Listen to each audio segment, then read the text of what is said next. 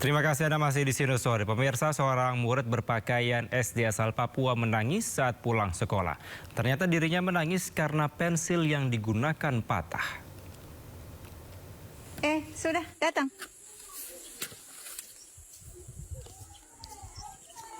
Jangan nangis lagi ya. Ya, pemirsa, inilah seorang murid asal Papua yang sempat menjadi perbincangan warganet. Murid ini sempat menangis hanya karena sebatang pensilnya patah. Seorang warga membagikan kisah dirinya membelikan pensil baru ke murid tersebut. Murid asal Papua yang sangat bangga mengenakan pakaian merah putih. Meski tanpa alas kaki, murid ini selalu antusias berangkat ke sekolah. Sudah datang. Sementara pemirsa, dunia pendidikan Indonesia sudah saatnya segera membuka mata. Masih banyak putra-putri bangsa yang semangat bersekolah namun terkendala dari ekonomi.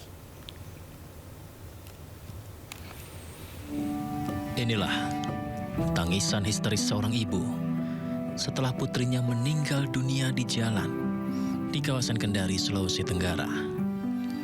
Peristiwa ini terjadi saat sang anak menjual tisu di jalanan. Anak tersebut meminggirkan keinginan untuk bermain, meminggirkan keinginan untuk sekolah. Ia berjualan tisu demi membantu keluarga, mengumpulkan uang untuk membeli nasi agar ia dan ibunya tidak kelaparan. Namun naas, kecelakaan lalu lintas terjadi. Anak kecil itu meninggal dunia. Sebelumnya, Indonesia juga berduka dengan hilangnya nyawa seorang anak di Kecamatan Jerebu, Kabupaten Ngada, Nusa Tenggara Timur. Anak kelas 4 SD tersebut memutuskan mengakhiri hidupnya di pohon cengkeh dekat kebun milik neneknya. Korban mengambil jalan pintas akibat tekanan ekonomi. Diduga khawatir terus membebani ibunya untuk mencari uang demi membiayai sekolah dan membiayai kehidupan. Anak tersebut mengambil langkah yang memilukan. Saat melakukan olah TKP, petugas menemukan sepucuk surat dari korban yang mengucapkan perpisahan kepada ibunya. Molo mama, selamat tinggal ibu.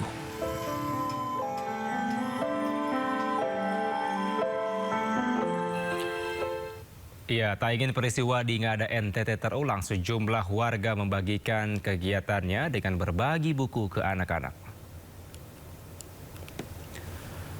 Kegiatan seorang warga membagikan buku tulis dan juga pulpen diunggah di @husnulkotimah.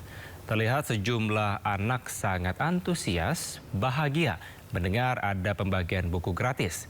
Tak lama, anak tersebut juga berbagi cerita tentang keseruannya selama sekolah.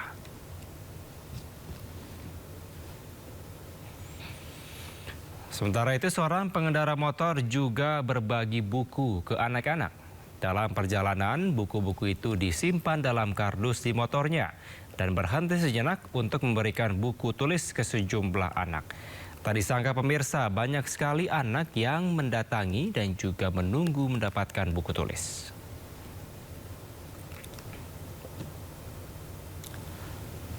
Kemudian aktivitas berbagi buku juga dilakukan seorang influencer bernama Fitria Febriantisa. Anak-anak berbaris menunggu untuk dibagikan buku tulis. Terlihat raut wajah bahagia dan antusias membuktikan bahwa anak-anak Indonesia sebenarnya sangat senang untuk sekolah. Namun terkadang keterbatasan ekonomi kerap menjadi penghalang.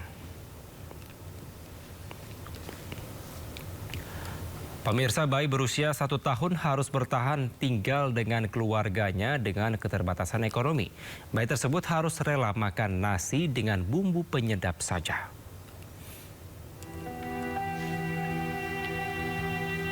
Pemirsa, inilah seorang wanita yang mendatangi rumah tetangganya dan menyuapi bayi 1 tahun di rumah tersebut. Ia menangis karena baru mengetahui bahwa bayi tersebut tinggal dengan neneknya dalam kondisi keterbatasan ekonomi. Dengan kondisi ini, Nenek tersebut harus mengasuh 6 cucunya. Mirisnya akibat kendala biaya, bayi itu terpaksa minum banyak air putih, susu kental manis sasetan, dan juga makan nasi putih yang dicampur dengan bumbu penyedap. Baru mengetahui kondisi sang bayi, tetangga berdatangan dan mulai menggalang dana. Bantuan dari netizen berdatangan dan kini telah terkumpul sejumlah uang untuk memenuhi kebutuhan makanan yang bergizi untuk sang bayi. Assalamualaikum warahmatullahi wabarakatuh. Terima kasih untuk para donatur yang kasih buat mami sama dede saya. Ini disaksiin sama para tetangga juga ya teman-teman. Makasih banyak. Udah dibantu dari segi finansialnya, terus dari pampersnya juga, susunya juga buat dede saya. Untuk donasi dari teman-teman media sosial yang saya, dede saya sama mami, aparat setempat, Dinsos dan RT/RW-nya semuanya. Terima kasih. Mohon maaf jika donasi ini bikin mendadak kan, karena saya juga. Pemirsa, DPR dan pemerintah sepakat untuk mengaktifkan kembali 11 juta penerima bantuan iuran BPJS Kesehatan yang sebelumnya dinonaktifkan mendadak. DPR meminta layanan kesehatan dalam 3 bulan ke depan tetap dimaksimalkan. Keputusan ini diambil dalam rapat dengar pendapat dengan DPR sejumlah menteri terkait Kabinet Merah Putih. Keputusan diambil agar masyarakat tidak kehilangan akses layanan kesehatan selama proses pembenahan data berlangsung.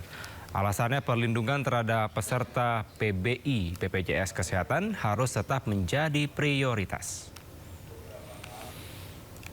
Pemerintah sepakat bahwa selama 3 bulan seluruh layanan kesehatan termasuk yang PBI itu dibayarkan oleh pemerintah. Tadi sudah sepakat, ini yang bagian bayar-bayar sudah oke. Itu. Sambil kemudian pihak-pihak terkait dalam hal ini Kementerian Sosial, BPS, Kementerian Kesehatan itu kemudian memutakhirkan data terbaru dengan pembanding yang terbaru.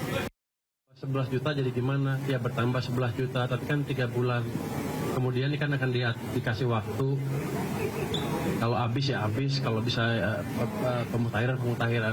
Jadi dalam jangka pendek akan ada jumlah lebih dari yang 96,8 juta itu. Tapi setelah 3 bulan kan akan balik ke level yang semula. Ini hanya untuk memberikan waktu kepada mereka, ya jangan kaget lah. Atau kalau mau bayar sendiri, jadi tercover, bisa tercover betul. Jadi yang kemarin kan nggak adil, kenapa? Karena tiba-tiba di bulan Februari ada 11 juta 1 bulan, kan kaget semua. Karena belum ada pentahapan yang terukur waktu itu ya. Sebelum-sebelumnya kan cuma 1 juta, 2 juta, paling banyak 5 juta, tapi nggak 1 bulan. 1 bulan 11 juta kan 10%, tiba-tiba nggak bisa dapat akses, ya pasti ada yang banyak yang kena. Yang menimbulkan kemarin mungkin banyak protes ya. Ini diperbaiki dengan sistem tadi. Nanti ke depan 3 bulan, kalau dia nggak masuk ini, dia akan diberitahu 3 bulan sebelumnya. Jadi sosialisasinya akan ditingkatkan lebih baik.